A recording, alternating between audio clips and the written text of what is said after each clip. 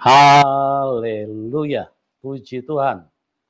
Kita berjumpa kembali di dalam program kesaksian yang akan membuka wawasan kita di dalam pemahaman tentang Tuhan Yesus Kristus, bagaimana kuasa Tuhan yang dinyatakan kepada berbagai orang di berbagai pelosok, bahkan sampai ke ujung dunia. Dan di sini membuktikan bahwa Tuhan Yesus adalah Tuhan seluruh bangsa. Jadi, kenapa dia Tuhan seluruh bangsa? Yang pertama, dia mengasihi seluruh bangsa. Yang kedua, dia maha kuasa. Jadi dia bisa menjangkau dari selatan sampai utara, dari timur sampai ke barat. Itulah pembuktian bahwa dia maha kuasa. Dan kalau hanya seorang manusia, dia tidak mungkin bisa menampakkan diri berulang-ulang dan berkali-kali di berbagai tempat, dengan berbeda situasi, dan juga berbeda orang, dan berbeda respon, dan dengan cara yang berbeda-beda, ya, tidak sama. Itu menunjukkan bahwa Tuhan Yesus itu Tuhan yang maha kuasa. Kalau dia caranya sama terus dari utara sampai ke selatan, dari timur sampai ke barat caranya sama, nah saya ragu. Karena apa? Karena bukan berarti ada kemungkinan itu hanya di karang-karang, ya. Karena kalau Tuhan yang benar dengan tempat yang berbeda, dengan waktu yang berbeda, dengan orang-orang yang berbeda, dengan cara yang berbeda, dengan sesuatu yang bisa membuka mata kita bahwa dia adalah Tuhan yang maha kuasa, dia adalah Tuhan yang maha pengasih, dan dia maha mencintai, dia sangat mencintai semua manusia. Tidak peduli apapun latar belakangmu. Sekalipun Anda dompet kosong, Tuhan tetap sayang. Tuhan Yesus tetap mengasihi hidupmu. Karena firman-Nya di dalam Matius 11 ayat 28, marilah kamu yang letih lesu dan berbeban berat, ya, bukan hanya dompet kosong, letih, lesu, berbeban berat, itu aku akan memberikan kelegaan kepadamu. Luar biasa, kasih-Nya sangat tidak terukur. Itulah Tuhan yang benar, ya. Dia mengasihi semua bangsa. Dia tidak pilih-pilih. Oh, kalau dari Israel aku tolong karena Israel itu umatku. Tidak, semua manusia diciptakan sama Tuhan Yesus kok. Jadi dia cinta. Makanya di dalam Yohanes 3 ayat 16 jelas dikatakan, karena begitu besar kasih Allah akan dunia ini, sehingga ia mengaruniakan anaknya yang tunggal, supaya setiap orang yang percaya padanya tidak binasa, melainkan beroleh hidup yang kekal. Nah, jadi karena begitu besar kasih Allah akan dunia, jadi satu dunia, ya, bukan hanya untuk satu bangsa. Jadi itulah Tuhan. Yang kedua, dia maha kuasa.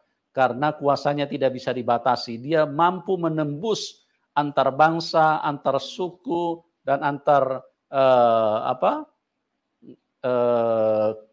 kepercayaan, keyakinan. Dia bisa menembus semuanya itu. Dan semuanya dilawat Tuhan dengan kasih Tuhan. Dan pada malam hari ini kita kembali akan diberkati dengan kesaksian yang luar biasa dari seorang yang berlatar belakang antikris. Ya, beliau adalah seorang yang sangat fanatik, sangat kuat di dalam nilai-nilai agama, dan bagaimana beliau bisa sampai percaya kepada Tuhan.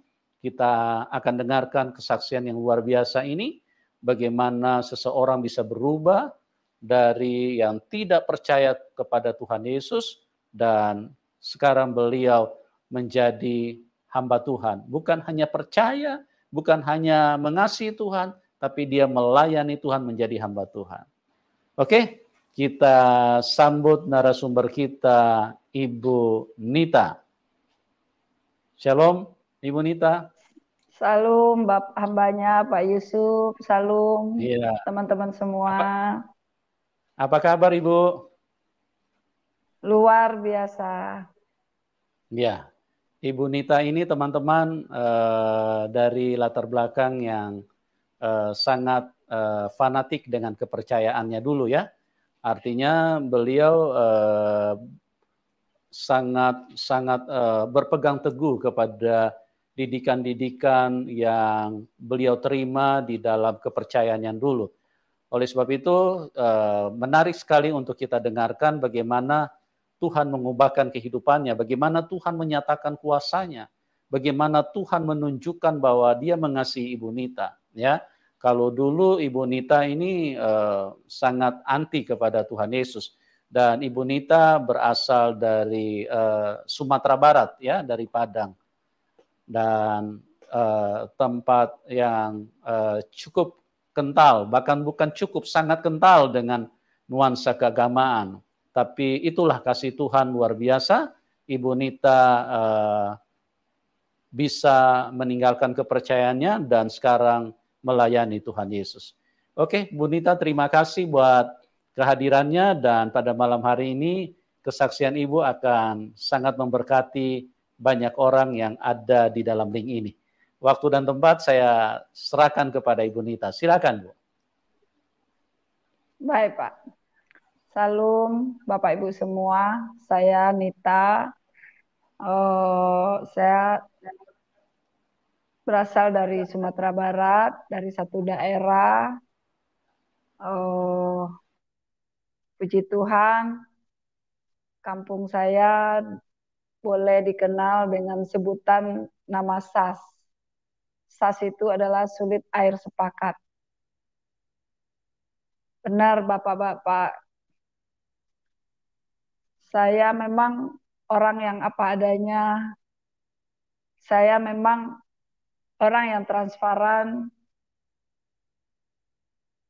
Sehingga waktu pertama kali saya dulu kesaksian, saya tidak menyembunyikan asli dari kampung saya. Tapi bukan salah saya kalau saya berasal dari kampung saya ini, desa Sulit Air, Solo. Ya, bukan salah saya juga kalau saya berasal dari keyakinan saya yang lama gitu. Kalau saya boleh minta, saya boleh komplain sama Tuhan, saya biar berasal dari daerah lain aja gitu. Tapi itu nggak bisa, itu Tuhan yang punya wewenang ya. Kenapa saya berbicara seperti ini? Karena saya dibilang mencemarkan nama kampung saya yang selama ini nama kampung saya itu cukup besar, cukup berperan di bangsa ini, bahkan ke bangsa-bangsa. Tapi Tuhan kita yang sekarang adalah Tuhan yang transparan, Tuhan yang apa adanya, dan itu sudah melekat di pikiran saya, di hati saya, sejak saya lah sebesar biji sesawi di dalam rahim ibu saya. Kejujuran, kepolosan, keaslian itu sudah ada dalam hidup saya. Sebagaimana Yesus hidup. Jadi Bapak Ibu, memang saya berasal dari beragama sebelumnya, beragama Islam, karena saya dari Padang. Saya nggak bisa sembunyikan karena Indetik Padang itu adalah beragama Islam. Waktu masih kecil, saya dididik dengan keyakinan yang apa adanya, yang orang kampung saya terima dari ustadz-ustadz, dari guru besar. Didikannya ya waktu kecil, baca Al-Quran, berlomba-lomba baca Al-Quran, menghafal ayat-ayat pendek, harus tahu bacaan sholat. Yaitu didikan yang dari Pak Ustadz saya. Paling mengaji tajwid, panjang pendek, bagaimana mengaji, itu yang saya pelajari dari masih kecil. Sampai saya dewasa, saya bertumbuh dengan didikan cara kampung, dengan didikan adat istiadat.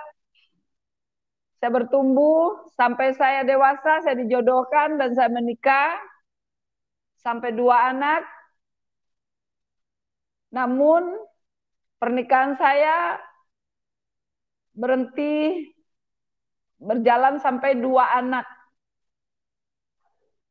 Setelah saya punya anak kedua, saya bercerai dengan suami saya pertama, dengan suami yang dijodohkan. Saya sempat single parent 5 tahun, lebih kurang. Saya bertemu dengan suami saya sekarang, yaitu Pak Edi. Memang ada darah Chinese.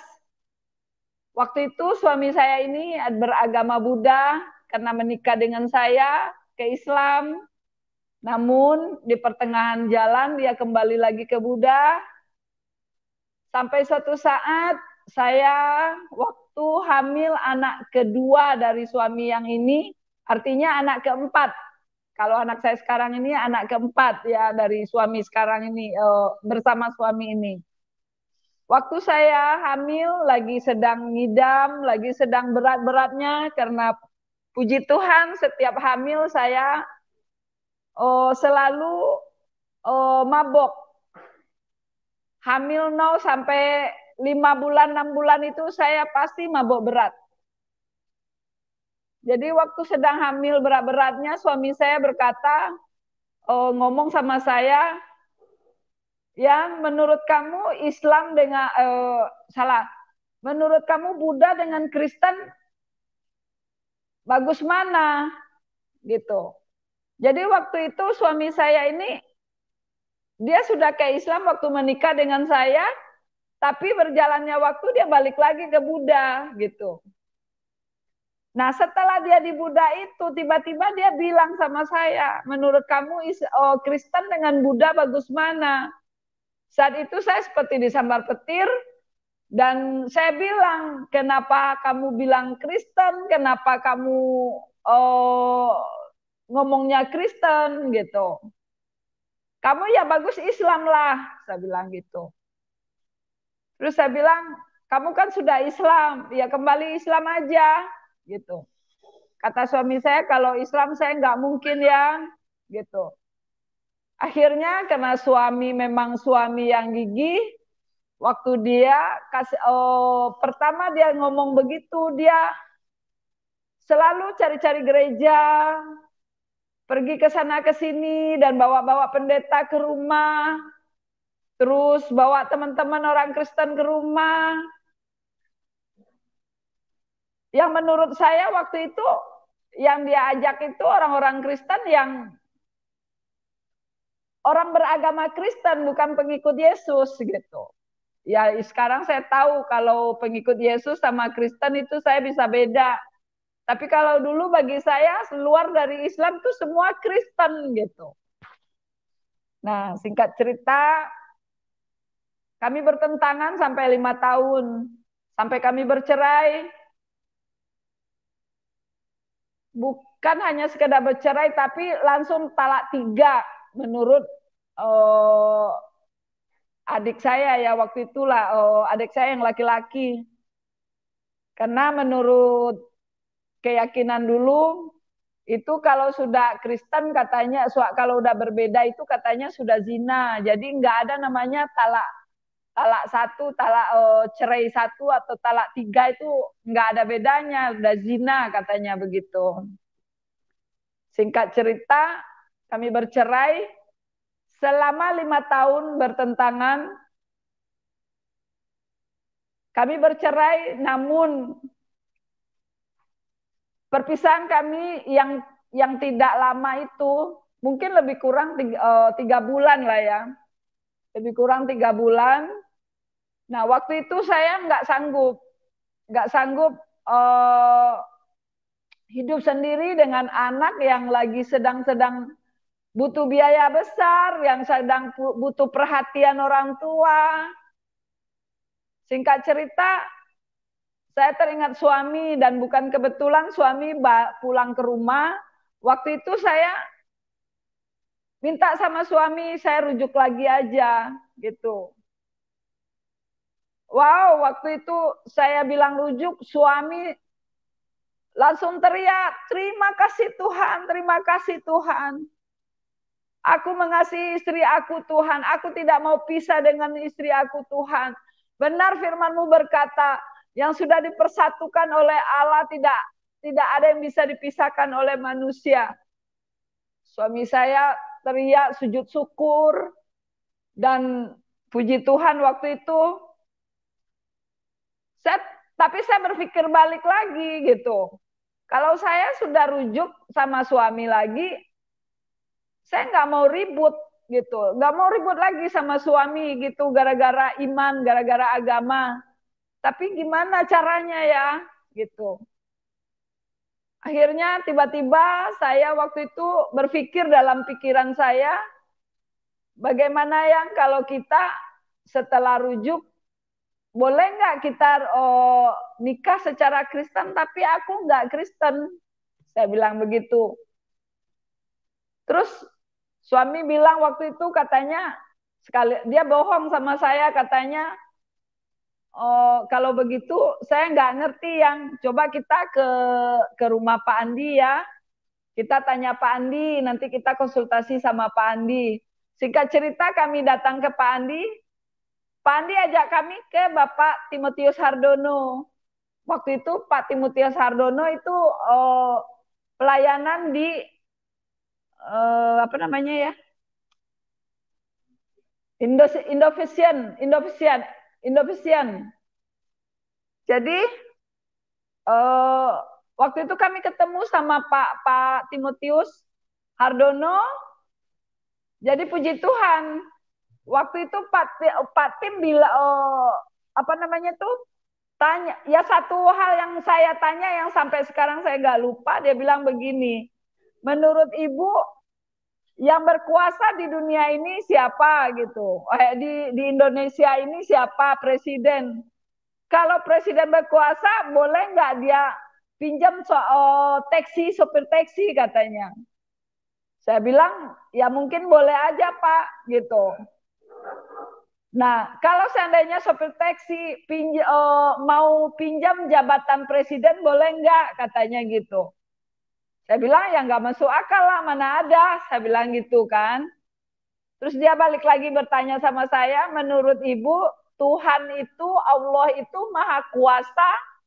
Saya bilang, iya maha kuasa. Allah itu maha esa, iya maha esa. Jadi kalau Allah itu maha kuasa, mungkin nggak dia menjadi manusia gitu. Jadi yang selama ini saya didokrinin oleh mualaf itu ya, itu bahwa Tuhan orang Kristen itu manusia, Tuhan orang Kristen itu 3 gitu. Jadi waktu itu saya baru mulai terbuka paradigma saya. Ya, kalau Allah itu maha kuasa, nggak salah dong kalau dia jadi manusia begitu. Jadi itu awal mulanya saya tidak fanatik lagi gitu ya. Sampai setelah berjalannya waktu, suami saya kalau ke gereja ajak saya nggak nolak lagi, saya nggak ribut lagi. Suatu saat ada seminar suami istri di Puncak di Hotel Yasmin, saya diajak. Nah, waktu di Hotel Yasmin ini, itulah permulaan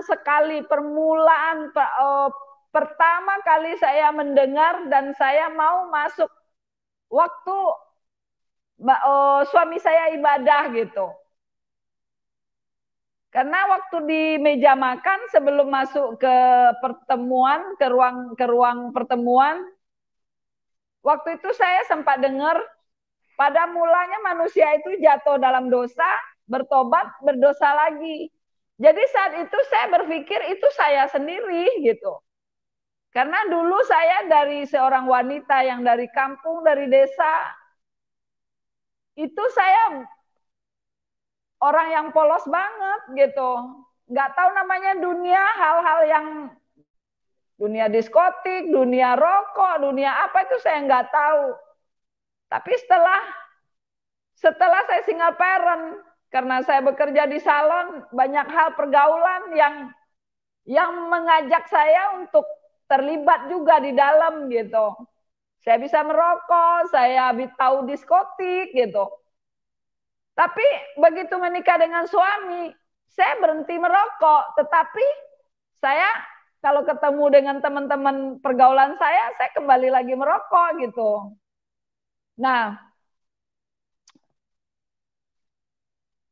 terus begitu dengan suami saya nggak ngerokok lagi gitu, bertobat, berdosa, bertobat lagi, berdosa lagi. Jadi setiap hari itu saya selalu begitu gitu.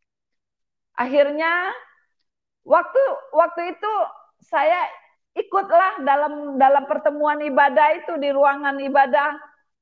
Waktu saat puji-pujian, Yesus engkaulah Tuhan, tapi saya senang ingin puji-pujiannya, hati saya damai, hati saya nyaman. Tapi waktu ngomong bahwa Yesus itu Tuhan, ada roh yang menolak di dalam jiwa saya. Waktu itu saya pengen nyebut Yesus itu Tuhan. Sudah boleh lanjut Pak? Ya, boleh, silakan. Oke. Jadi waktu masuk ke ruang pertemuan ruang ibadah itu, waktu pujian penyembahan itu saya senang sekali waktu dengar pujian, dengar ikut-ikut berdiri, orang berdiri, saya berdiri, orang tepuk tangan, saya bertepuk tangan, hati saya nyaman sekali. Tapi waktu bilang Yesus Tuhan, ada roh yang nggak bisa, ada roh yang menolak dari dalam saya. Yesus itu bukan Tuhan, Yesus itu manusia. Kamu nanti nggak boleh gitu, kamu murtad nanti gitu. Dalam pikiran saya berbicara seperti itu gitu. Akhirnya sampai terakhir itu saya diajak ke satu ruangan sama Pak Edi dengan Pak Timotius Hardono lagi gitu. Nah, waktu itu Pak Tim bersama istrinya Bu Indri. Saya dilayanin sama beliau itu kira-kira sampai jam 2 malam lah ya. Saya didoain gitu, sampai kayak mau muntah-muntah gitu ya. Akhirnya besok-besoknya kalau ada ibadah, saya ikut senang ibadah lagi gitu. Kalau besok-besoknya ikut kemana, ke full gospel, saya diajak, saya nggak nolak, malah saya senang gitu. Akhirnya seperti itu, suatu saat ada pertemuan pemuritan yang ngajar juga Pak Timotius Hardono di full gospel di Tomang Ceter. Waktu itu lagi ngebahas cerita tentang Daud ya. Jadi waktu itu ada pertanyaan yang dijawab oleh peserta tentang Raja Daud gitu. Terus saya mendengar dan saya menyimak gitu. Kok orang Kristen ini, bos-bos seperti ini, kok tahu ya Alkitabnya, tahu ayatnya di mana, tahu nama suratnya apa gitu. Sedangkan saya dari Islam yang tadinya waktu bertentangan dengan suami, sebego-begonya manusia di muka bumi ini paling bego itu namanya orang Kristen. Kenapa?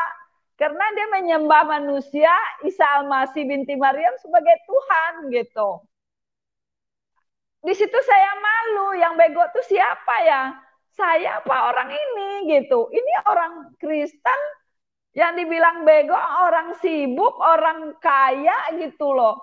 Jadi kok dia hafal Alkitabnya gitu. Dia tahu Alkitabnya ayatnya di mana saja, dia tahu gitu. Sedangkan saya, jangankan Nabi Isa di Al-Quran itu di mana ayatnya. Jangankan Nabi Ibrahim, jangankan Nabi Nabi Daud gitu. Nabi Muhammad aja saya nggak tahu ayatnya ada di mana gitu. Selain dari di dua kalimat syahadat gitu kan. Jadi dalam hati saya malu gitu. Akhirnya begitu acara selesai kami pulang, sampai di rumah saya langsung cari Alkitab suami saya yang kebetulan waktu itu suami saya ada Alkitab besar. Saya baca mulai dari Kejadian. Waktu saya baca Alkitab pertama itu, wah, saya senang sekali baca Alkitab. Kok di Alkitab orang Kristen ini apa yang ditulis di Al-Quran itu sudah ada di sini, malah tersusun rapi gitu. Mulai dari Adam, Hawa, Nuh gitu, terus lanjut ke ada apa namanya? Singkat cerita, kok di sini lebih jelas gitu. Nabi Nuhnya ada, waduh. Terus akhirnya saya lanjut terus baca Alkitab gitu.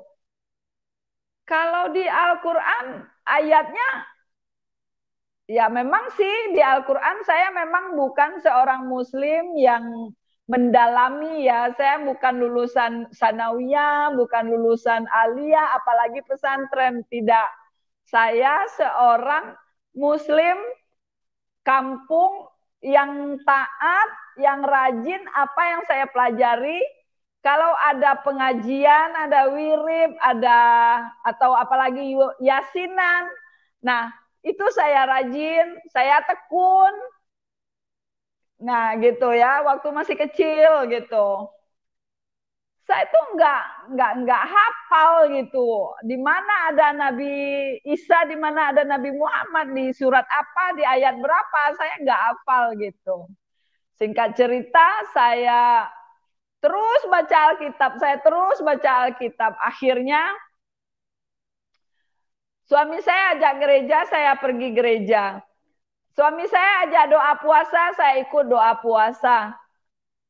Singkat cerita, waktu doa puasa, kalau hari Kamis itu suka ada doa puasa ya.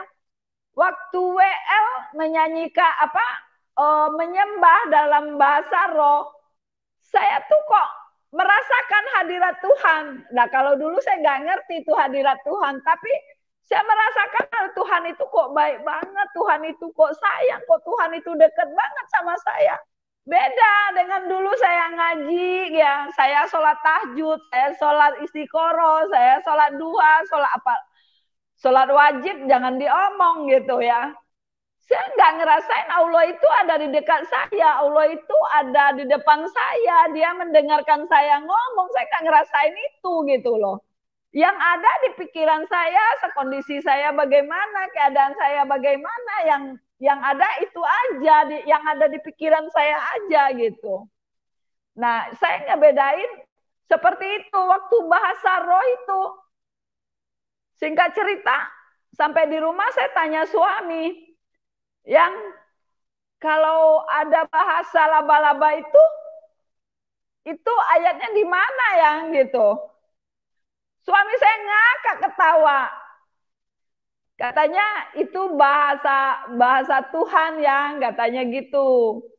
Jadi itu nggak ada ayatnya. Tapi kalau kamu mau, kalau kamu senang, kamu minta aja sama Tuhan Yesus, katanya gitu. Akhirnya saya minta itu namanya bahasa roh gitu. Singkat cerita malam itu saya berdoa, saya minta itu namanya bahasa roh gitu ya. Akhirnya saya terus ngikutin kegiatan-kegiatan. Saya nggak tahan lagi, saya langsung minta dibaptis gitu. Itu pas di doa puasa juga, saya langsung minta dibaptis, sehingga pendetanya waktu itu sangat-sangat kaget dan nggak percaya dan nggak berani membaptis saya gitu. Karena mereka semua tahu kalau saya itu keras, dan bukan 1, 2, 3 orang lagi yang datang ke rumah, yang mereka kalau manusia biasa ya mungkin udah nggak mau lihat muka saya. Ada satu hamba Tuhan namanya Bu Pendeta Nila. Dia bilang, dulu Nit katanya aku takut kalau lihat kamu katanya. Enggak deh kalau lihat muka kamu katanya. Kalau datang ke rumah kamu jutek katanya gitu. Memang begitu Pak gitu. Kalau apa namanya?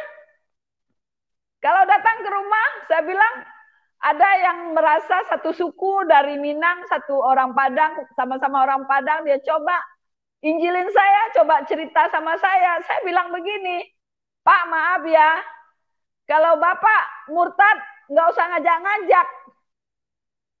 Jangan disamain agama dengan MLM ya.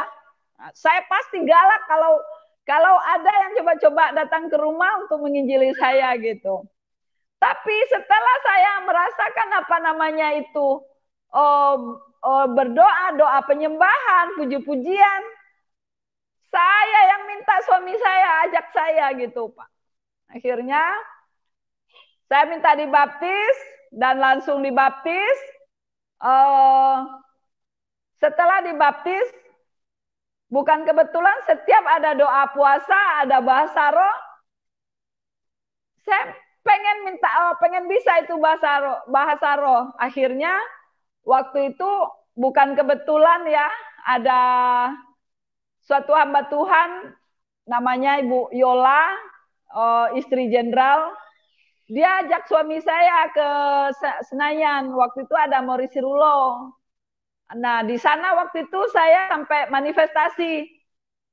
Pulang dari Morisi Rulo, malam-malamnya ada kul gabungan, manggil hamba Tuhan Amerika dengan India, suami istri. Malam itu saya diurapi dengan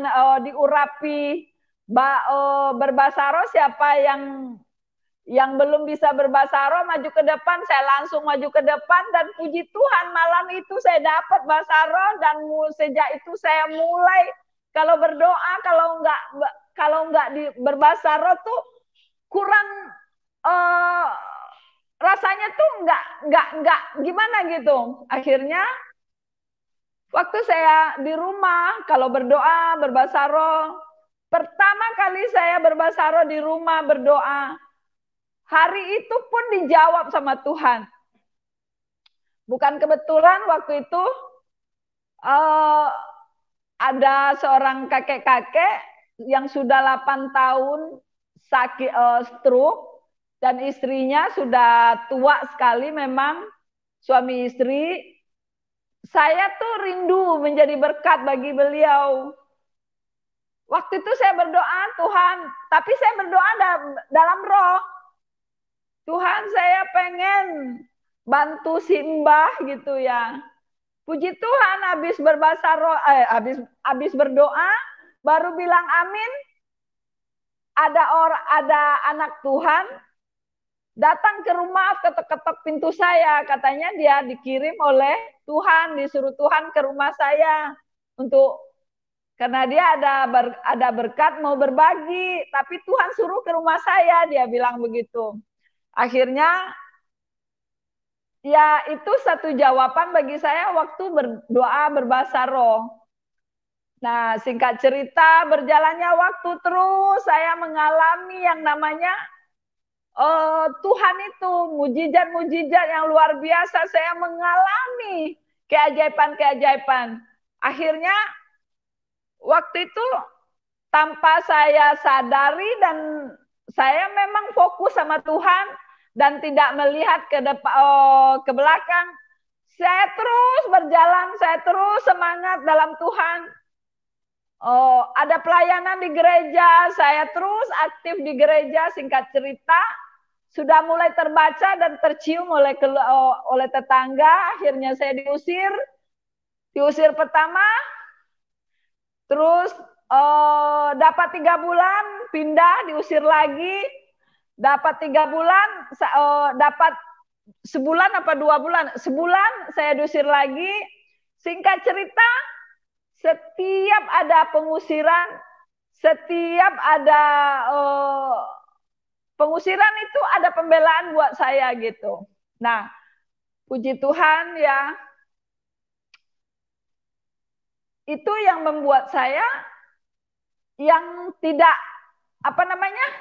tidak takut dan tidak gentar apapun yang terjadi pada hidup saya, karena Tuhan itu ada buat saya gitu. Saya merasakan banget Allah Immanuel itu benar-benar terjadi dalam saya, dalam hidup saya sampai saat ini gitu. Nah, singkat cerita, dengan sukacita, dengan gembira hati gitu, saya punya kerinduan untuk memberitakan ini kepada orang tua saya, keluarga saya di kampung gitu. Akhirnya bukan kebetulan saya dapat kasih karunia menikmati. Saya pulang kampung gitu ya. Begitu saya di kampung, malam-malam nyampe jam 10 malam.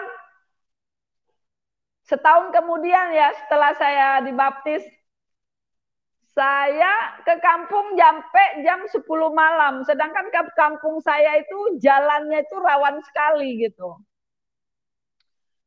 Jam 10 malam begitu ketemu adik saya langsung diusir keluar, langsung diusir.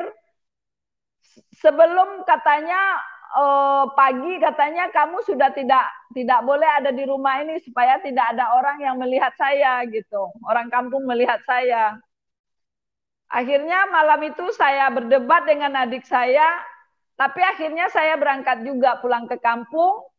Sampai balik terus kami sempat keliling dulu di Singkarak gitu ya, di Singkarak ke Pekanbaru, ke Bukit Tinggi, ke Padang Panjang, kami main-main dulu gitu ya. Arah balik mau ke Jambi, pertengahan jalan baru nyampe di Jambi 2 hari. Ya, baru nyampe di Jambi 2 hari, karena di Jambi di rumah mertua saya, di rumah mamanya Pak Edi. Dapat kabar kalau di kampung tuh ada gempa besar di Padang Panjang itu.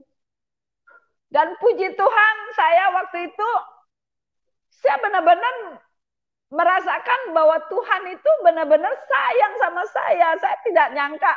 Coba kalau saya tidak diusir waktu itu, saya masih dikeliling-keliling di Sumatera Barat gitu, di Padang gitu. Akhirnya sampai di Jambi itu, dan puji Tuhan ya, adik saya yang mengusir saya itu kena dampaknya lah ya, kena dampaknya akhirnya sakit, terus waktu sakit itu dia merasa berdosa sama saya, merasa bersalah sama saya. Akhirnya dia telepon saya, suruh saya balik ke kampung, dan puji Tuhan dengan kejadian itu orang kampung, tetangga semua merasa bersalah memang gitu. Dibilang adik saya kualat sama saya atau apalah gitu kan. Akhirnya saya pulang ke kampung, dan di situ sempat orang-orang kampung saya, tetangga saya itu nanya-nanya, apatah bedanya? Katanya, kok kamu sekarang di Kristen kamu bilang Kristen bagus katanya. Padahal dulu kamu waktu di Islam, Islam paling bagus katanya. Sekarang kok kamu bilang Kristen bagus, apa bedanya? Gitu. Ya saya apa yang ditanya saya jawab gitu. Apa yang saya alami dan apa yang saya terima dan apa yang saya baca di Alkitab, saya jelasin gitu. Dan puji Tuhan mereka nggak alergi gitu. Sampai saat kemarin saya bertemu dengan Bapak Yusuf waktu saya kesaksian di YouTube, saya merasa orang kampung saya itu bahkan ketua SAS-nya sendiri sudah telepon saya. Memang beliau menganjurkan saya balik lagi ke Islam gitu. Tapi saya udah pegang teguh di Islam, saya udah tahu keselamatan, kenapa saya harus balik kan begitu. Akhirnya saya bilang, saya jelasin, bagi saya Yesus sudah ada, saya nggak berani lagi ke tempat yang lain yang tidak jelas, saya bilang gitu. Ya puji Tuhan ya vakum aja, mereka nggak komunikasi lagi dengan saya, tapi nggak ada masalah dengan saya gitu. Nah sehingga sampai saya kesaksian waktu bulan Juli itu Pak Yusuf, itu dibongkar mereka sakit lagi. Rupanya ada yang belum mendengar dan belum tahu. Mereka marah gitu. Pak Yusuf, gimana suaranya? Jelas, jelas Bu. Jelas. Jelas ya. Ya, iya bulan Akhirnya, 7. Iya. Akhirnya waktu habis kesaksian itu bukan kebetulan anak keponakan saya, anak adik saya yang tadi usir saya yang di kampung itu kan sudah meninggal itu. Mau menikah anaknya gitu. Dan anak ketiga anaknya ini dekat sama saya dan boleh dibilang saya lah pengganti mamahnya gitu. Waktu dia menikah, saya di blok untuk pulang kampung. Akhirnya saya nggak pulang. Bukan kebetulan adiknya seumuran dengan beda 2 tahun, jadi menikahnya tidak lama, beda sebulan aja Pak Yusuf. Akhirnya waktu adiknya menikah, karena waktu kakaknya menikah, saya nggak boleh pulang di blok. Kalau saya pulang, itu pernikahan digagalkan. Akhirnya adiknya menikah, dia bela-belain supaya saya bisa pulang, nggak pakai adat gitu.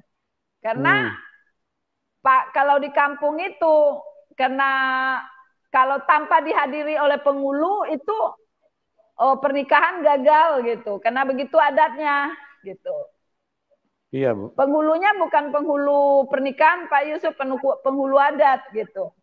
Akhirnya waktu keponakan saya yang adiknya menikah namanya agak usah saya sebutkan lah namanya. Akhirnya dia pilih tidak pakai adat. Saya pulang ke kampung. Nah, ada satu keponakan saya, anak dari uni saya yang paling tua, anak kakak saya yang paling tua, itu dia yang paling tidak bisa menerima. Padahal dulu sebelum kejadian aku kesaksian itu Pak Yusuf, keponakan saya ini nggak ada masalah dengan perpindahan iman saya ini gitu. Nggak ada masalah sama sekali, mamahnya, adik-adiknya, nggak ada masalah gitu. Udah saling ini kok, apalagi mamahnya gitu. Tapi yang entah bagaimana, karena memang dia orang belakangan memang dia banyak di kampung ya, nggak tahu dapat omongan apa, nggak tahu caranya iblis lah, pokoknya cara iblis lah ya. Akhirnya dia menolak. Waktu saya pulang ke kampung itu, dia kalau lihat saya tuh giginya berkecut itu, sepertinya pengen mukul saya gitu. Tapi bagi saya ya namanya kita kan itu bukan dia gitu, itu iblis gitu, itu antikris gitu. Jadi saya nggak peduli, saya tetap berbuat baik sama dia selama saya di kampung kemarin itu. Saya pegang cucian, saya cuciin bajunya dia gitu. Tetap saya cuciin bajunya karena kita kalau kekeluargaan itu dekat ya Pak Yusuf. Jadi memang kalau berkunjung itu nanti di rumahnya tuh kita seperti di rumah sendiri, nyuci ya dicuciin bajunya semua gitu. Jadi pas di kampung saya seperti memang saya minta caranya Roh Kudus memampukan saya gitu untuk tidak terpancing dengan kondisi mereka yang tidak bisa terima saya itu gitu. Akhirnya waktu di sana dari beberapa keluarga besar datang ke rumah, alasannya sih bantu-bantu masak ya, kerjasama gitu ya. Mereka itu ada yang menjauh, ada yang buang muka sama saya gitu. Ya nggak masalah. Waktu itu saya nggak masalah Pak Yusuf. Namun gitu, pas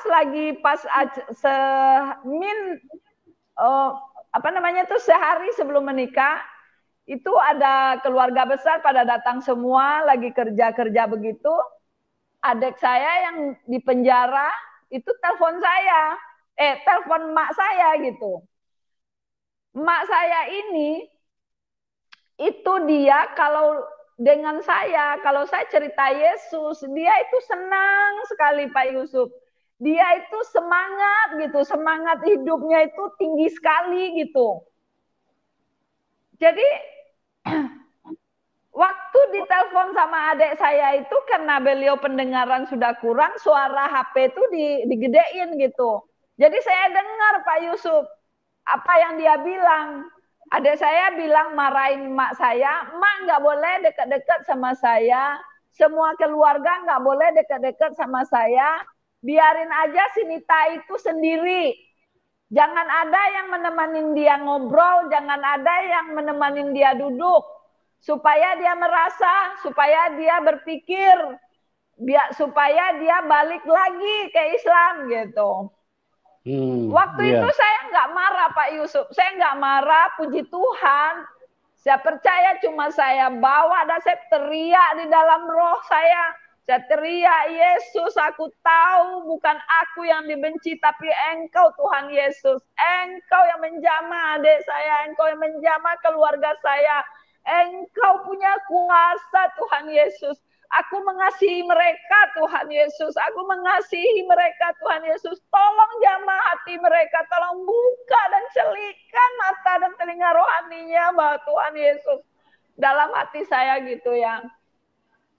Waktu itu saya cuma berdoa seperti itu.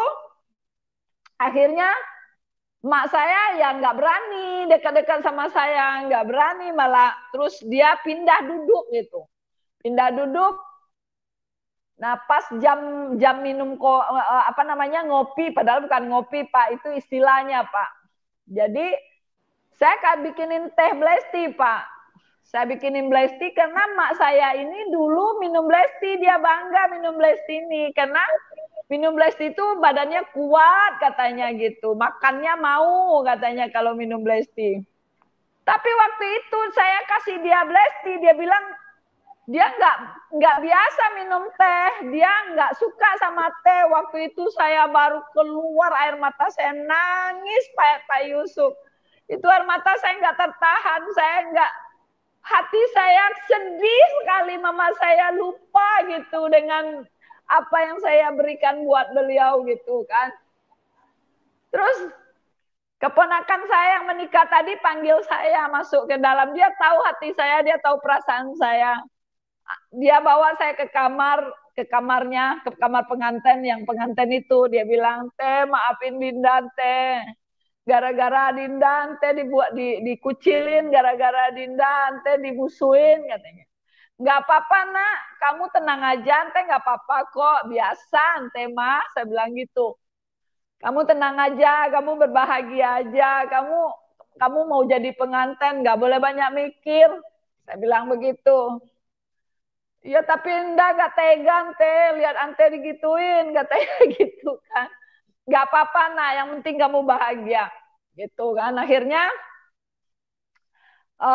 udah aku terhibur juga dengan reaksi keponakan saya itu kan.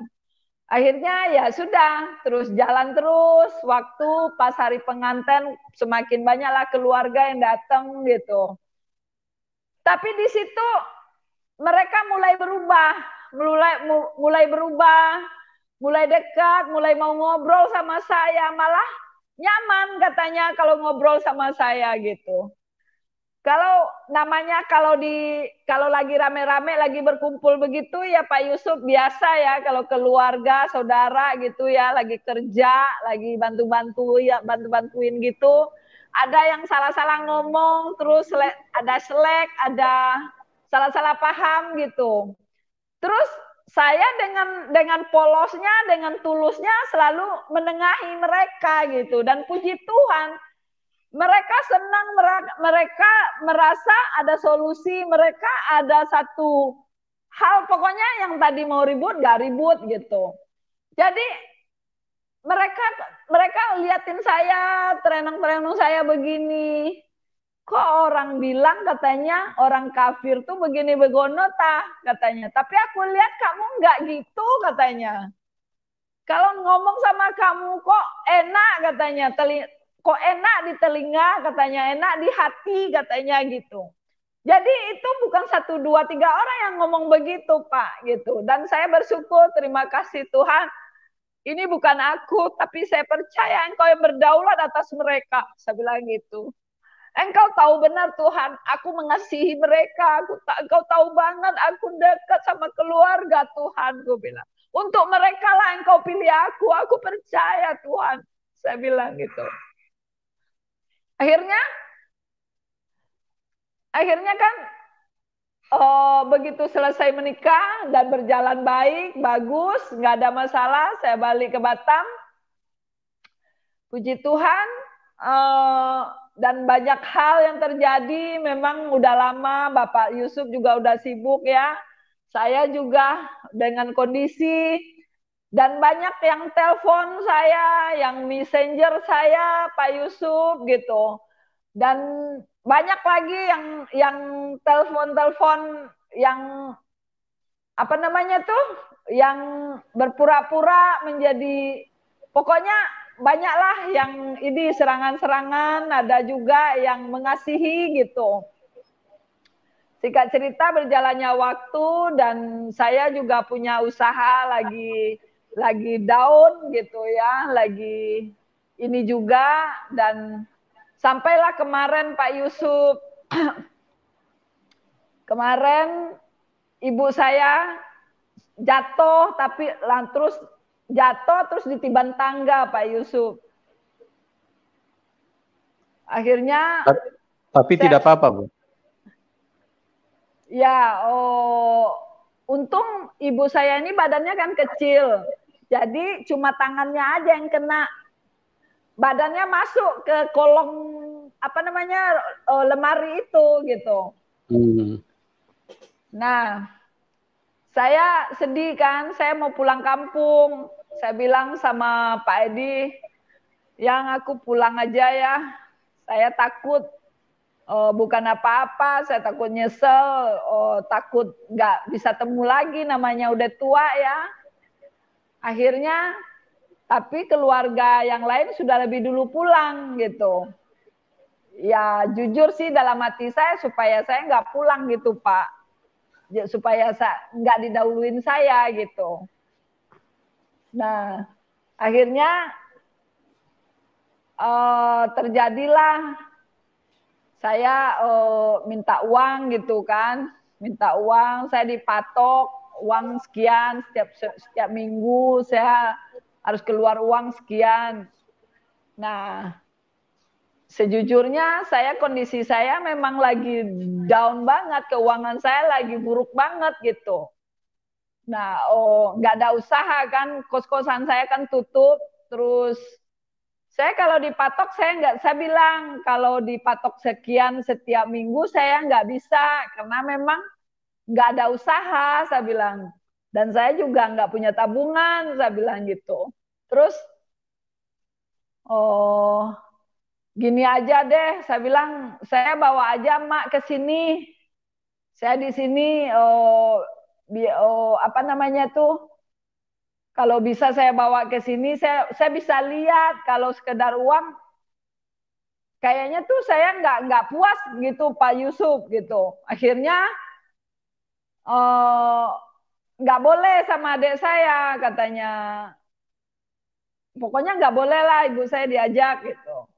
Singkat cerita ibu saya ini masih sakit, masih lemah, malah tambah lemah, tambah lemah, tambah lemah gitu. Akhirnya yang udah di kampung itu ribut lah antara mereka, udah pecah lah Pak Yusuf gitu, ribut. Akhirnya saya pulang ke kampung gitu. Nah, saya kan pikirkan ibu saya kan nggak ada yang jaga di kampung. Saya udah komitmen dari sini, paling tidak aku 15 hari di kampung gitu. Sampai di kampung, saya nyampe hari Senin subuh sekali gitu. Subuh saya masuk di rumah, saya langsung doa untuk ibu saya. Waktu saya doain, saya bilang saya Nita, saya bilang ini, ibu saya langsung semangat, langsung duduk, langsung ingat gitu kan. Langsung seneng gitu kan. Udah saya urus, saya kasih makan, saya ini, sehingga waktu itu kakak saya yang pertama itu kan memang kondisi badannya juga udah, dia punya tulang kejepit, Pak Yusuf, jadi pincang gitu. Jadi sebenarnya beliau juga nggak sanggup ngejaga ibu gitu. Akhirnya malam itu suruh tidur sama saya. Karena mama ini nggak bisa tidur, katanya ngerang terus kalau malam, nggak mau makan, minum aja nggak masuk. Akhirnya sama saya dirawat gitu Pak Yusuf ya. Saya kemarin bulan Maret kemarin kan saya drop, saya sakit. Nah, saya tuh rawat ibu saya seperti saya dulu pengen dirawat bagaimana kan begitu. Akhirnya ibu saya tuh senang, mulai beransur-ansur gitu, mulai mau makan. Hari ketiga Pak Yusuf, hari kedua channel apa? Nggak ada jaringan di kampung gitu. Saya nggak bisa telepon-teleponan. Hari ketiga ada sebentar ada channel subuh-subuh kami Zoom doa fajar Pak Yusuf. Nah, waktu doa fajar sama suami didoain. Nah, waktu itulah kejadian Pak Yusuf. Keponakan saya, anak kakak saya yang pertama saya bilang itu, marah sejadi-jadinya Pak Yusuf, marah, ngamuk, katanya gitu. Sampai saya mau disiram dengan bensin Pak Yusuf. Waktu itu dia nampar saya nggak berasa Pak Yusuf. Karena dia bilang, waktu dia marah itu saya sempat ngomong, kamu dengerin dulu, aku cuma berdoa buat nenek, nggak akan aku ajak Kristen, aku nggak bisa ngajak nenek Kristen, nggak bisa ajak kamu Kristen, kalau nenek Kristen itu Tuhan Yesus yang punya kuasa. Saya bilang gitu, marah dia, semakin marah dia bilang begitu. Nggak ada Yesus, nggak ada Tuhan, nggak ada hantu-hantu di sini, nggak ada kudus-kudus di sini katanya gitu Pak. Dia marah-marah gitu kan. Terus karena saya nggak tahu ngomong apa aja salah, ngomong ini salah, akhirnya saya berdoa menguatkan diri saya di dalam roh saya,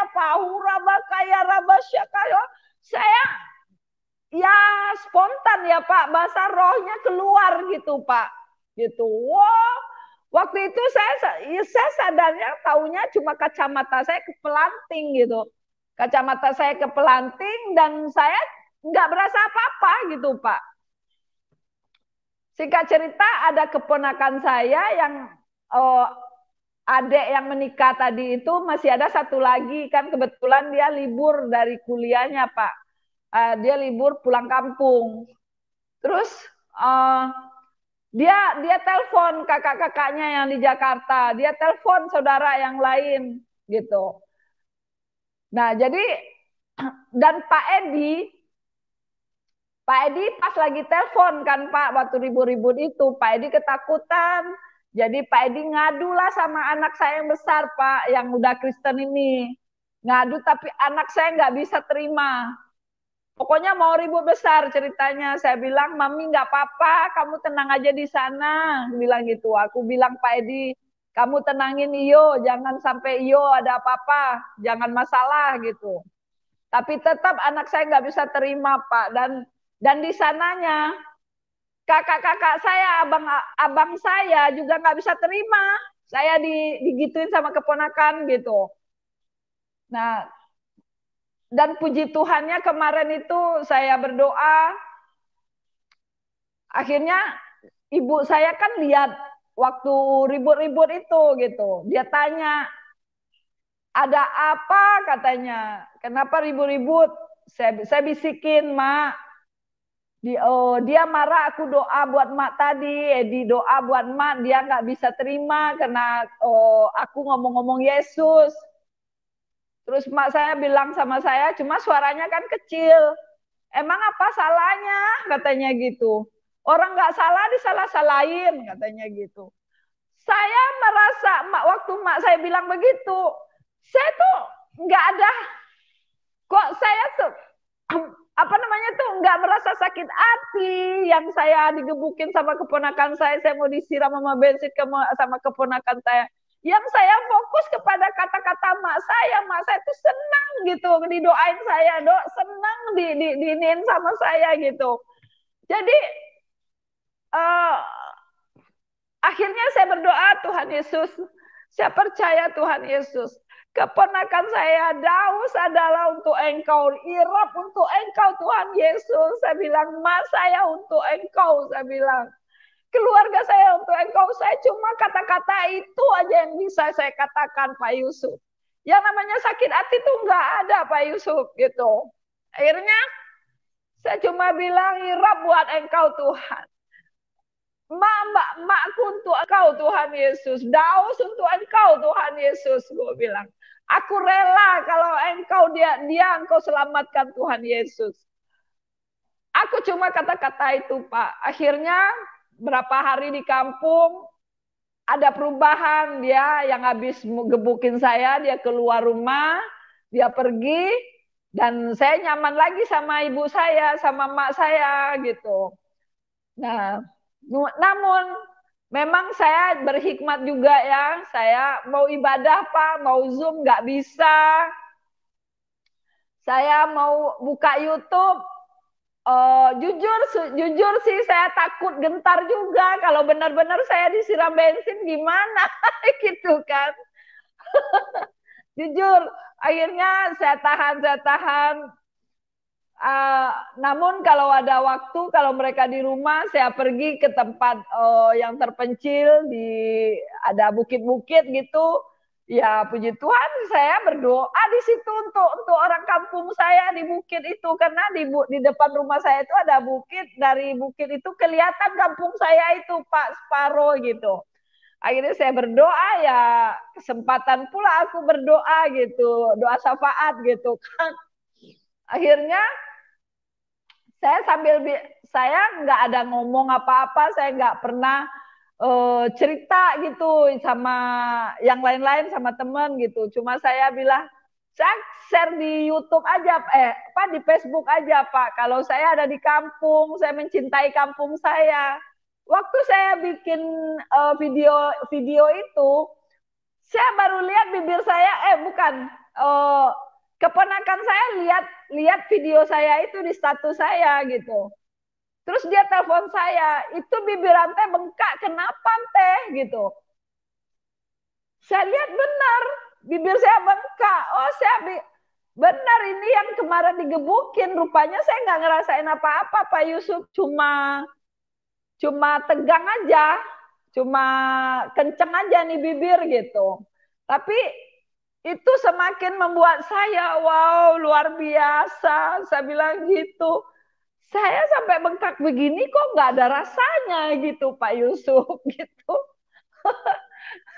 Saya bilang, wow, akhirnya jujur Pak Yusuf, setelah lihat bibir saya bengkak itu memang ada takut saya Pak Yusuf, memang ada takut, tapi saya tetap ngomong sama anak saya nggak ada masalah. Akhirnya saya jalanin terus di kampung, saya terus seperti nggak ada masalah. Pas saya cuci, saya cuciin baju dia Pak Yusuf gitu. Saya cuciin bajunya semua ya gitu. Akhirnya sepertinya sih merasa bersalah gitu. Pas hari 2 hari sebelum saya balik ke sini, dia udah manggil saya Ante lagi, udah malah justru ada seperti kasih sayang gitulah Pak Yusuf gitu.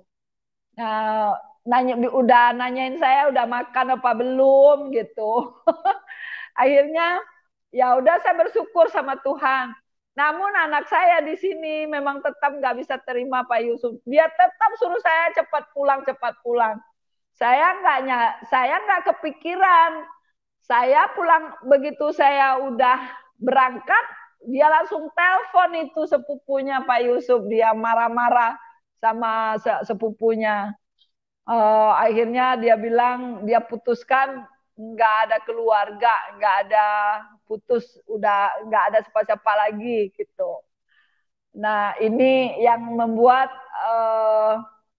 memang beban doa saya untuk saling menopang, ya topang juga Pak Yusuf doa, saya juga tetap topang Pak Yusuf doa, biar anak saya juga dipulihkan gitu, biar jangan jadi penghalang gitu untuk jiwa-jiwa ya. Nah, ini yang saya, tapi kemarin rupanya kayaknya sih, nggak tahu kejadian yang kemarin itu dibahas lagi di SAS. Entah bahas yang di SAS, entah saya baru tahu kalau Pak Yusuf ada share YouTube juga di Facebook ya Pak Yusuf ya. Nah, entah bagaimana sekarang lagi panas lagi Pak Yusuf di Iya. orang kampung saya Pak Yusuf. Sehingga Oh, kemarin, iya lagi panas lagi, Bu. iya Pak. Kenapa bisa panas terus, Bu? Ya saya sih, saya juga nggak tahu masalahnya. Cuma saya pikir apa karena apa namanya itu lihat YouTube itu di Facebook lagi kali ya Pak Yusuf ya. Oh, iya, iya, iya, iya. Paham, paham. Tapi tapi entah apalah, kan memang Facebook aku itu 70% kan temannya memang orang satu kampung Pak Yusuf. Iya.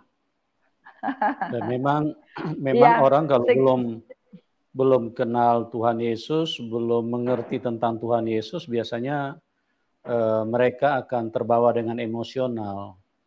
Jadi kalau iya ada Pak orang Yusuf. yang bertobat, terima Tuhan Yesus, nah ada orang-orang yang tidak mengerti, mereka akan marah. Iya, lanjut Bu, lanjut. Iya. Jadi waktu kejadian kemarin itu memang iblis kan memutar balik ya Pak Yusuf ya. Iya, Jadi betul. saya sempat ingat kata-katanya gini. Oh, dia bilang itu doanya itu yang mengkristenkan dia doanya itu yang mengkristenkan. Jadi kita nih berdoa buat mereka itu kristenisasi gitu. Ya, ya cukup sampai di situ Pak Yusuf Iya, kesaksiannya. Dan jujur tadi sih sempat blank. Cuma kena tadi kan jam 4 ya Pak Yusuf ya. Apa jadi iya, apa enggak ya? Gitu sempat blank saya nih Pak Yusuf nih. iya. Biasanya ini, ya. Jadi memang kita maksimalkan itu kadang-kadang ini berbenturan dengan ini berbagai hal, Bu. Jadi Waktu ya Pak ya. ya luar biasa apa yang Ibu Nita alami. Jadi teman-teman inilah satu perjalanan bagaimana orang yang Ibu Nita seorang yang tidak mengenal Tuhan Yesus, bahkan beliau sangat anti kepada yang namanya kekristenan, tapi Tuhan punya cara tidak bisa dibatasi dengan penolakan pikiran manusia. Jadi pertentangan yang ada di dalam hati manusia ataupun penghinaan yang ada di dalam hati seseorang tidak bisa membatasi kuasa Tuhan, tidak bisa membatasi kasih Tuhan. Makanya kasih itu lebih besar daripada semua kejahatan. Karena kasih itu berasal dari Tuhan. Sedangkan kejahatan itu berasal dari setan. Nah, setan memproduksi kejahatan. Apa saja yang dia produksi di dalam hidup manusia. Dia memasukkan iri hati, pertikaian, pertengkaran, perpecahan, amarah, fitnah, percabulan, roh-roh kenajisan, dan kebencian, bahkan sampai pembunuhan. Itu adalah produk-produk yang paling jitu dimasukkan iblis di dalam hati manusia. Mungkin ada yang tidak percaya, tapi saya mau beritahu kepada teman-teman, memangnya kebencian itu siapa yang memproduksi di dalam hati manusia? Itu ada yang memproduksi, karena sebetulnya manusia tidak suka dengan kebencian, ya.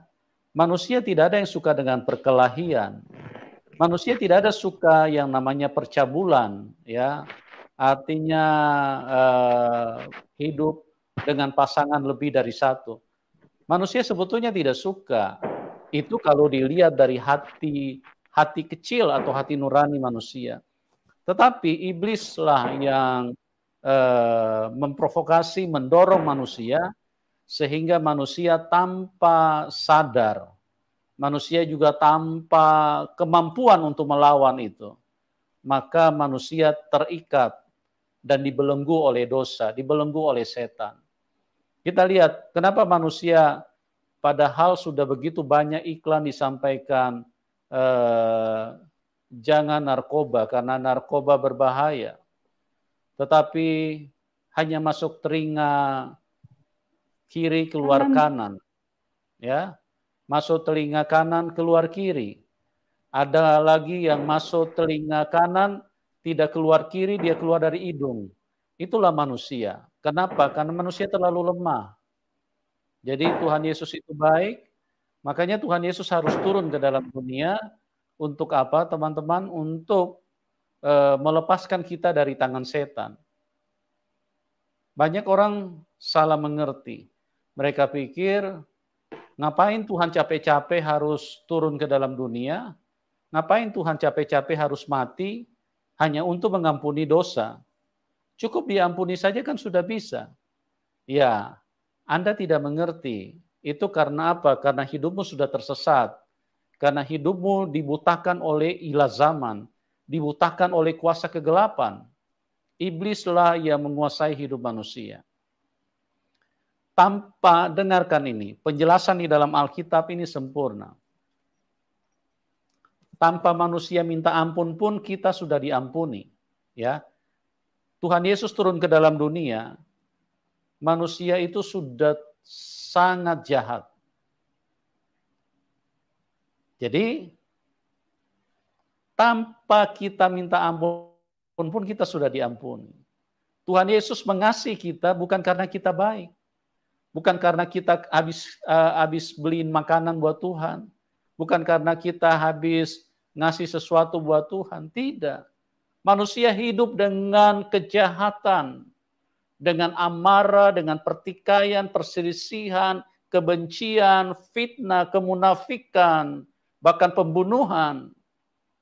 Itu yang dimunculkan oleh manusia di dalam kegiatan hidupnya sehari-hari. Nah, Tuhan itu datang mengasihi, datang melepaskan kita. Jadi tanpa kita minta ampun pun, bagi orang-orang yang tidak mengerti, bagi teman-teman yang pikirannya dibelenggu dengan setan, saya mau beritahu, tanpa manusia minta ampun pun, ya Tuhan sudah ampuni. Karena dia Tuhan yang baik. Kita melihat bagaimana seorang Paulus yang juga pernah membunuh orang-orang yang percaya kepada Tuhan Yesus. Dan dia sedang menyala-nyala di dalam kejahatan. Dia ingin menghabisi banyak orang yang percaya kepada Tuhan Yesus. Tapi Tuhan Yesus datang dan Tuhan Yesus menyelamatkannya. Tuhan Yesus mengasihinya. Jadi saya mau katakan sekali lagi, dengarkan. Anda tidak mengerti. Anda pikir bahwa kenapa untuk mengampuni, untuk menebus dosa saja, untuk mengampuni kok Tuhan Yesus harus mati di kayu salib. Ya, Tuhan Yesus harus berhadapan dengan roh maut. Maut itu adalah iblis. Iblislah yang membunuh manusia sejak semula. Nah, inilah yang Tuhan harus hancurkan kuasa kematian dengan kekudusan, dengan kasih-Nya. Maka kuasa kejahatan, kuasa maut yang mematikan, yang membunuh manusia itu dikalahkan. Makanya tidak ada satupun manusia yang pernah keluar dari kuburan. Catat, dan Anda kalau tidak percaya boleh cari tahu di seluruh dunia. Jangan coba banyak mengomentari yang tidak pantas. Daripada Anda menjadi orang bodoh cuma mengomentari, menjelek-jelekan apa yang disaksikan oleh narasumber, saya hanya mau memberitahu kepada Anda, selidikilah kebenaran itu. Ya, karena tidak pernah ada seorang pun yang pernah keluar dari kuburan. Tapi satu-satunya Tuhan Yesus keluar dari kuburan. Kenapa dia keluar dari kuburan? Karena dia mengalahkan maut. Maut dipatahkan, maut dikalahkan. Artinya Tuhan Yesus bangkit dan maut sudah dikalahkan. Jadi orang yang percaya kepada Tuhan Yesus tidak terkunci di dalam kematian, tidak dibelenggu oleh maut, tidak dibelenggu, tidak terkunci di dalam kuburan. Tapi orang yang percaya kepada Tuhan Yesus, karena Tuhan Yesus sudah mengalahkan itu, Tuhan Yesus sudah menang, maka orang yang percaya kepada Tuhan Yesus pun, begitu dia mati, dia hanya pindah tempat. Karena ada kebangkitan, ada kehidupan. Dan Tuhan Yesus itulah kehidupan. Makanya dikatakan, Yohanes 14 ayat 6, akulah jalan, kebenaran, dan hidup. Tidak ada seorang pun dapat datang kepada Bapa kecuali melalui aku. Nah, jelaskan, akulah jalan kebenaran. Ya, akulah jalan. Hanya Tuhan Yesus jalan. Kita mau ke surga pakai apa, teman? Ya, mau jalan tol nggak bisa sampai, paling cuma bisa keliling-keliling, muter-muter, paling di situ-situ saja jalan tol. Mau pakai apa? Jalannya di mana? Tidak ada jalan mau ke surga. Tidak ada yang tahu jalannya. Tapi Dia yang turun dari surga 2000 tahun yang lalu, Dia membuktikan bahwa Dia bukan hanya bicara, bukan hanya ngomong, tetapi Dia naik ke surga. Dialah jalan satu-satunya. Jalan yang tertutup karena manusia tidak bisa, Dialah yang membuka jalan itu. Dia naik ke surga 2000 tahun yang lalu. Ya, itulah jalan. Makanya Tuhan Yesus bilang, akulah jalan. Anda mau cari jalan di mana? Tidak ada jalan. Terus mau pakai apa ke surga? Mau pakai pesawat? Nggak bisa. Ya, mau pakai mobil apalagi? Mau pakai sepeda motor apalagi? Ya, mau jalan kaki apalagi? Ya, mau pakai benda-benda mana bisa? Ya, teman-teman, tidak ada jalan. Hanya Tuhan Yesus, karena hanya Dia yang bisa naik ke surga. Dan orang yang percaya kepada Dia juga akan mengalami kuasa yang sama, naik ke surga nanti. Ya, kalau orang yang tidak percaya kepada Tuhan Yesus, begitu mati diterkam setan masuk ke alam maut. Nah, orang mungkin bertanya, alam maut itu di mana? Alam maut itu di bawah bumi. Makanya di bawah bumi ini banyak api-api, sumur-sumur api yang seperti kalau gunung meletus itu ya, gunung berapi, itulah sebetulnya mulut daripada ini, sumur-sumur daripada alam maut. Jadi jangan main-main. Kalau Anda lihat gunung Merapi meletus, gunung berapi meletus, itu suhunya dari radius 5 km saja sudah harus dikosongkan. Karena apa? Kalau Anda berani mendekat, berarti Anda berani menantang setan. Itu suhu, itu dia muncrat keluar saja, itu panasnya luar biasa. Apalagi kalau sampai masuk ke dalam. Nah, itulah mulutnya daripada alam maut. Jadi Anda jangan bermain-main dengan dosa. Hanya Tuhan Yesus yang bisa bebaskan kita. Nah, terima kasih Bu Nita atas kesaksian yang luar biasa. Ini kalau saya mau bicara akan jadi panjang sekali nanti ini. Kesaksian Ibu Nita begitu luar biasa, bisa menguatkan dan memberkati kita semua bagaimana Tuhan Yesus mengasihi Ibu, Tuhan Yesus datang memilih dan menyelamatkan Ibu. Tuhan Yesus datang membebaskan kita dari rantai setan, ya. Sama dengan yang Ibu Nita katakan tadi, waktu lagi didoakan itu ada satu kuasa yang menahan Ibu, itulah kuasa setan pada waktu itu, supaya Ibu jangan percaya bahwa Tuhan Yesus itu adalah Tuhan. Seperti itu ya, Bu? Iya, Halo? Pak. Iya, Pak. Iya. Itu pada waktu didoakan ya, Bu ya? Halo? Ya, iya waktu didoakan, di doktrinnya kan Isa itu nabi, ya kan. Jadi Ya. masa dipanggil Tuhan gitu. Jadi takut Ya. kalau panggil dia Tuhan bisa murtad kan begitu. Dari Oh. doktrinin dari masih kecil, Pak, dari masih tahu belajar agama. Iya. Itulah. Jadi itu ada roh yang mengikat. Makanya Bu Nita begitu disuruh panggil Tuhan Yesus, dia enggak, dia ada yang Nggak bisa. mengikat dia sehingga dia tidak mau bersuara, tidak mau memanggil itu. Tapi Tuhan Yesus baik. Bu Nita, di bagian terakhir Ibu bisa kasih pesan singkat saja. Pesan apa yang Ibu mau berikan kepada orang-orang yang belum kenal Tuhan Yesus, supaya jangan sampai terlambat mereka mengenal Tuhan Yesus. Silakan Ibu Nita. Pesan saya khusus ya untuk keluarga yang belum percaya, yang masih menegarkan tengkuknya ya. Jadi coba buka hatinya dan belajar melihat kebenaran orang lain. Ya, memang dari kecil kita di beberapa ayat berkata cuma Islam ya yang sempurna.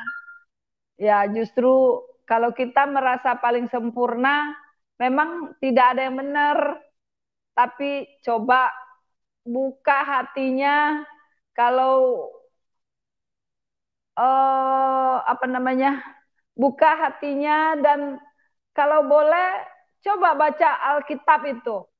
Baca Alkitab itu gitu, dibandingkan gitu. Dibandingkan mana yang benar. Kalau kamu memang bukan panggilan Tuhan, nggak akan Kristen kalau hanya cuma baca, kalau cuma dengar, kalau cuma didoain.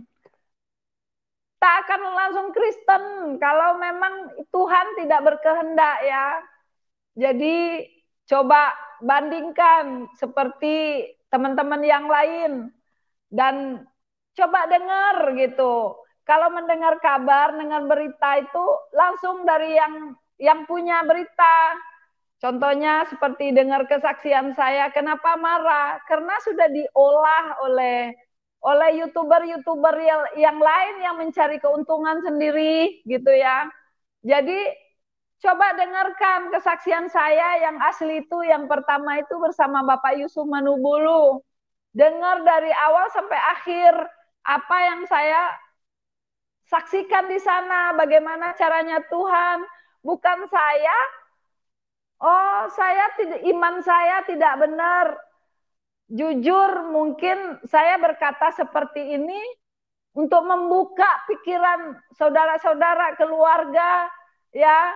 Jangan hanya fanatik buta. Pikir akal sehat kita ini dikasih pikiran sama Allah ya, untuk berpikir. Dan sudah pernah bertemu dengan saya. Mak saya yang udah tua, yang tidak bisa baca, yang tidak berpendidikan, yang tidak pernah sekolah, mata batinnya, hatinya, kalau dia ngobrol sama saya, ngobrol sama keluarga di kampung, selalu membanding-bandingkan yang sesat senita apa semua yang belum Kristen itu, gitu ya. Jadi coba jangan pakai pikiran sendiri gitu. Jadi saya sedih, kami seperti ini. Saya sayang sama keluarga saya. Saya bukan anak kecil dan saya bukan orang yang tidak tahu bergaul. Jadi nggak sembarangan gitu, nggak sembarangan menerima kekristenan. Tetapi itu Tuhan Yesus sendiri yang telah memilih saya. Kalau tetangga-tetangga saya yang pernah tahu saya dulu, bagaimana saya perjuangan untuk mempertahankan keislaman saya, bahkan kembali memualafkan suami saya dengan sungguh-sungguh. Itu diingat-ingat gitu ya. Untuk apa saya perang dengan suami saya untuk mempertahankan keyakinan saya?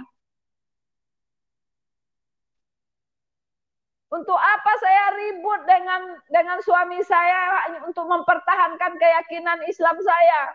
Tetapi toh hanya 3 bulan. Tuhan panggil saya sekejap saja 3 bulan dengan 5 tahun bertentangan sampai bercerai. gitu. Coba pikirkan gitu. Jangan fanatik buta, saudara-saudara keluarga besar. Tidak ada asalkan Islam, asalkan Islam. Pasti surga terima, tidak ada. Islam itu surga itu bukan miliknya Islam. Surga itu milik yang maha kuasa, yaitu Allah yang kami panggil Yesus. Allah itu maha suci, maha kudus. Kalau hidupnya sholat aja.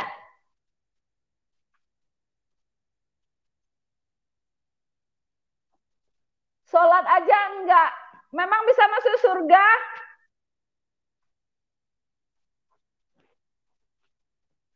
Itu aja Pak Yusuf. Ya, luar biasa.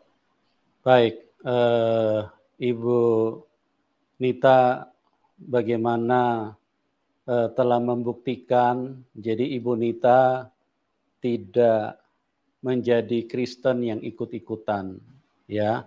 Bahkan dia sempat bercerai dengan suaminya pada waktu itu karena dia mempertahankan keyakinannya yang lama.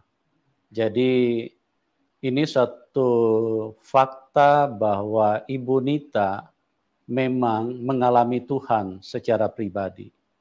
Karena beliau sudah rela kehilangan suami, yang penting dia tidak kehilangan imannya yang sebelumnya. Tapi Tuhan Yesus baik dan itulah yang saya selalu katakan bahwa Tuhan itu harus dialami. Tidak boleh apa kata buku, tidak boleh apa kata orang. Karena kalau cuma kata orang, orang bisa berbohong kepada kita. Kalau cuma kata buku, banyak orang bisa ngarang buku. Jadi berhati-hatilah dan pelajarilah sungguh-sungguh kebenaran itu siapa. Karena kebenaran itu bukan punya manusia. Kebenaran itu punya Tuhan. Dan di luar Tuhan tidak ada kebenaran. Itulah sebabnya Tuhan Yesus dengan tegas mengatakan, Akulah jalan. Yang pertama, dia adalah jalan. Akulah jalan. Yang kedua, kebenaran. Dia adalah kebenaran. Memang tidak ada dua kebenaran. Mana mungkin ada dua kebenaran? Kalau ada dua kebenaran berarti satu palsu. Ya, makanya di dalam hidup ini kita kenal kalau tidak benar kan salah. Tidak ada abu-abu. Jadi benar salah, Tuhan atau setan, malam atau gelap, laki-laki atau perempuan. Jadi surga atau neraka, semuanya itu hanya dua, tidak ada tiga. Jadi kalau kita tidak pastikan bahwa kita sedang berjumpa dengan Tuhan yang benar, maka sangat berbahaya hidup manusia. Dan dengan kesaksian ini, saya berdoa kiranya bermanfaat buat teman-teman yang mendengarkan dan teman-teman juga bisa mengalami hal yang sama seperti yang kami alami. Begitu juga buat Bu Dita, kami sangat diberkati dan terima kasih Bu buat kesaksian yang luar biasa. Doa Boleh, kami Pak buat Yusuf, Ibu. satu lagi pesan Pak Yusuf. Ya, silakan Bu. Biar clear ya Pak Yusuf ya. Ya. Jadi buat keluargaku yang terutama keluarga yang kejadian yang kemarin di kampung, alasannya kemarin tidak bisa terima kenapa saya berdoa harus kencang-kencang suaranya. Jadi kejadiannya seperti ini ya, keluargaku sayang. Kejadiannya waktu itu suami saya berdoa untuk nenek. Nenek itu kupingnya tidak mendengar kalau tidak dikencangin suaranya, suaranya kalau tidak dikasih. Jadi waktu itu suami saya lagi berdoa untuk nenek. Memang dalam nama Yesus nenek sudah sembuh, dalam nama Yesus nenek sehat. Hanya seperti itu, berdoa seperti itu, memang suaranya dikencangkan. Jadi alasan mereka marah tidak bisa terima. Katanya kenapa berdoa? Memangnya berdoa harus kencang. Ya harus kencang berdoa untuk nenek karena yang didoakan nenek. Bagaimana berdoa berbisik-bisik dalam hati, nenek nggak dengar. Begitu ya. Jadi saya sempat dengar kemarin di grup SAS. Alasannya apa? Marah seperti itu karena saya berdoa kencang. Saya mendoakan nenek, suami saya lewat telepon berdoa buat nenek, makanya suaranya dikencangkan. Karena nenek sakit, sudah tua, umur sudah hampir 100 tahun. Nah, tolong dimaklum, tolong dimengerti, jangan melihat sebelah mata ya, gitu. Itu aja yang akan saya konfirmasi supaya keluargaku, bakoku yang aku sayangi, yang aku cintai, ya, yang sudah terprovokator. Saya berdoa, suami saya berdoa buat nenek karena nenek sudah tidak mendengar, makanya suaranya dikencangkan. Oke, terima kasih Pak Yusuf. Mungkin lewat ini mereka dengar Pak Yusuf. Iya Bu, kita berdoa supaya tayangan ini bisa sampai kepada keluarga Bunita agar tidak ada kesalahpahaman. Karena seringkali Tuhan Yesus ini disalahpahami banyak manusia. Ya, mereka suka salah ya, dan apa yang disampaikan oleh Bunita itu adalah sebuah pernyataan apa adanya, pernyataan yang sebenarnya. Jadi tidak ngarang-ngarang ya, karena memang manusia ini seringkali lebih suka dibohongin ya, lebih suka cerita bohong. Ya. Tapi kalau cerita benar seperti yang disampaikan oleh Bunita ini yang mereka anggap bohong, mereka anggap ngarang-ngarang. Memang aneh. Itulah dunia, karena seperti yang saya selalu katakan, dunia ini dikuasai setan, dikuasai kegelapan. Makanya anak kecil itu sudah pandai berbohong, ya. Tidak usah tunggu nanti dia pendidikan tinggi baru pandai berbohong. Dari masih kecil, asal dia sudah pintar bicara, nggak usah jauh-jauh lah, tanyalah kepada diri sendiri. Sebelum saya kenal Tuhan, sama, semua begitu. Anak kecil itu pokoknya asal dia sudah pintar ngomong, kalau dia terjepit atau dia mengalami tekanan, dengan otomatis dia akan bohong. Siapa gurunya? Itulah setan, cuma tidak kelihatan. Ya. Nah, manusia itu sebetulnya, kalau Tuhan Yesus tidak hadir di dalam hidupnya, manusia itu paling senang dengar berita bohong, ya. Dan justru mereka mendukung kalau ada orang yang berbohong. Tapi kalau Tuhan datang dan berbicara, mereka tidak percaya. Inilah yang terjadi di dalam kehidupan manusia. Oke, Bunita, terima kasih, doa kami buat Ibu tetap semangat, tetap menyala-nyala, dan ingat bahwa kita harus setia dan waktu kita sudah singkat untuk sebentar lagi akan berjumpa dengan Tuhan. Ya, Amin. Bagi teman-teman yang belum percaya Tuhan Yesus, ya cari kebenaran itu, selidiki kebenaran itu, kiranya kasih karunia Tuhan bisa menyertai, bisa menyentuh hidup Anda semua. Oke, terima kasih buat semuanya dan kita akan berjumpa di program selanjutnya dan Tuhan Yesus memberkati. Salam kemenangan.